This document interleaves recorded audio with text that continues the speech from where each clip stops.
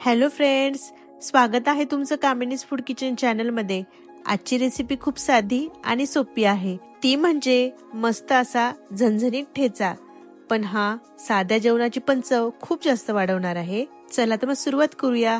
ह्यासाठी लागणार आहेत भरपूर अशा हिरव्या मिरच्या, भाजून घेतलेले शेंगदाणे, 15 ते 16 लसूणच्या पाकळ्या, जिरे, चवीप्रमाणे मीठ आणि टोमॅटो। सगळ्यात आधी हिरव्या मिरच्या, लसूण, जिरे, शेंगदाणे, चवीप्रमाणे मीठ आधी मिक्सरमध्ये वाटून घेऊया।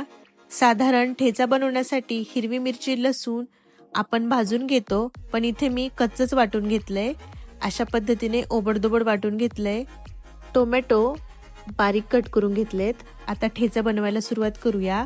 सगळ्यात आधी गॅसवर पॅन ठेवायचा, तो गरम झाला की त्यात थोडं तेल टाकायचं। तेल थोडंसं जास्त टाकायचं।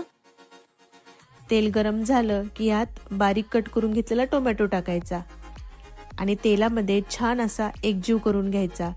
टोमॅटो मधलं सगळं पाणी निघून गेलं पाहिजे आणि याला अशा पद्धतीने तेल सुटायला हवं। थोडंसं मीठ टाकून घ्यायचं, त्यामुळे टोमॅटो लवकर मऊ होतात। छान असं तेल सुटले टोमॅटोला। आता ह्यात तयार वाटण टाकून घ्यायचं मिरचीचं।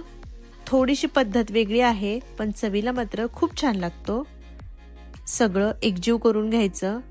अगदी बारीक गॅसवर टोमॅटो आणि हिरवी मिरचीचं वाटण असं छान परतवून घ्यायचं, अगदी तेल सुटेपर्यंत छान असं परतवून घ्यायचं। त्यामुळे ठेचा 1 ते 2 दिवस टिकू शकतो आणि तेल सुद्धा थोडं उचलून टाकायचं।